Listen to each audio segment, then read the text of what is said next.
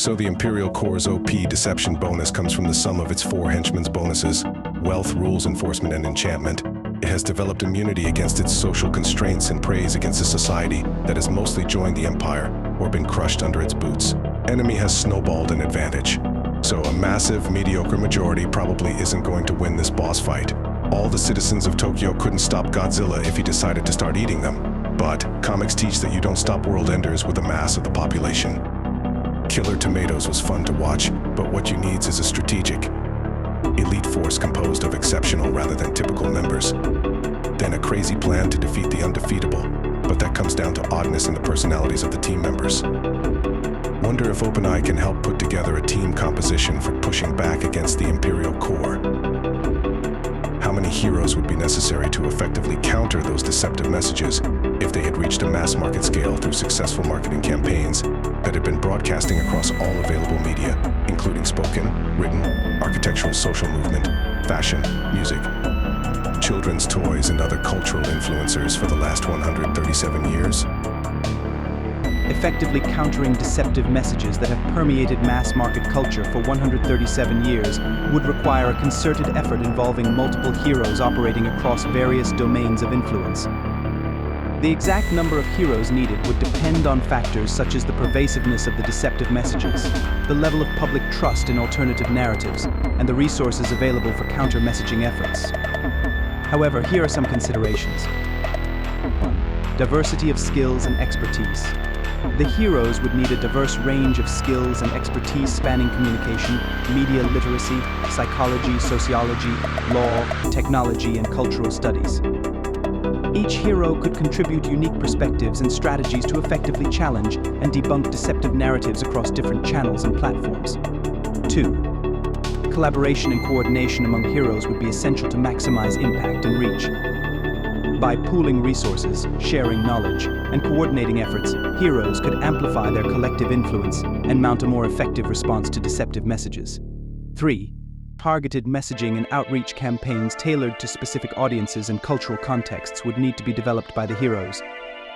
This could involve leveraging cultural influencers, grassroots movements, social media platforms, educational initiatives, and community-based organizations to disseminate accurate information, promote critical thinking, and counteract harmful narratives. 4. Building trust and credibility with the target audience is crucial for the success of counter-messaging efforts.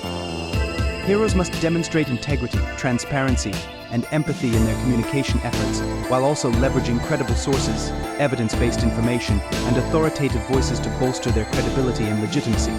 5. Long-term commitment and persistence will be required to effectively counter deceptive messages that have been ingrained in mass market culture over decades. Heroes must be prepared for a protracted struggle, adapting their strategies and tactics as needed to navigate evolving media landscapes, emerging technologies, and shifting cultural dynamics. Ultimately, the success of counter-messaging efforts against pervasive deceptive messages hinges on the collective action of dedicated individuals, communities, organizations, and institutions committed to upholding truth, integrity, and democratic values. While the task may seem daunting, history has shown that concerted efforts to challenge misinformation, propaganda, and oppressive ideologies can yield meaningful progress and positive change. Can you name 12 instances in history where 1% of a population was able to successfully rescue 99% of that population from an existential threat, with high probability of causing an extinction of their species? Species doesn't have to be human.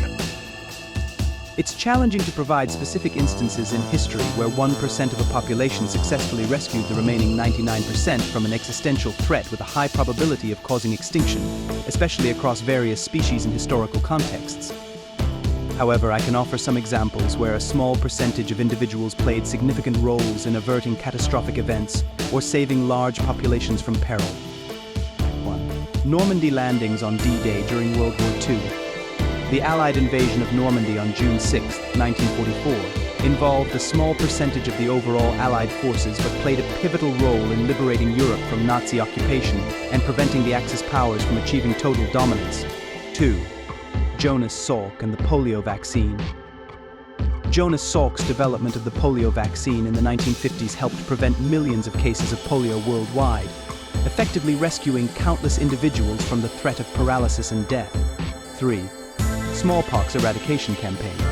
A global effort led by health workers, scientists, and governments successfully eradicated smallpox in 1980 through vaccination campaigns, despite small teams of individuals playing key roles in identifying and containing outbreaks. 4. Operation Thunderbolt Entebbe Rescue. The 1976 Israeli military operation to rescue hostages held at Entebbe Airport in Uganda demonstrated the effectiveness of a small, highly trained team in rescuing a large group of hostages from terrorist captivity.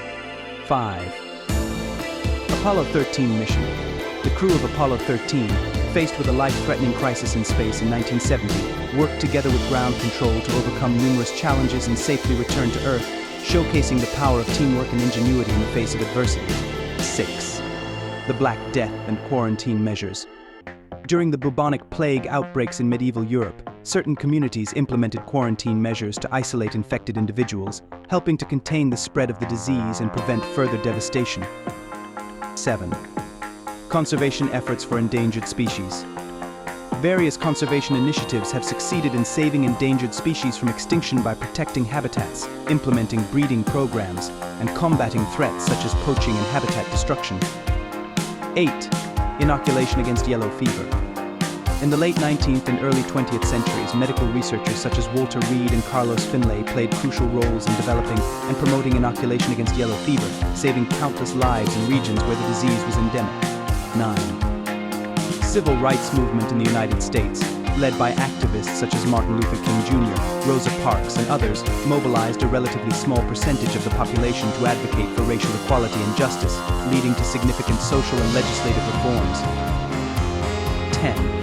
Environmental conservation movements. Grassroots movements and environmental organizations have successfully advocated for policies and practices to protect natural resources, preserve ecosystems, and mitigate the impacts of climate change, benefiting entire populations and future generations. 11.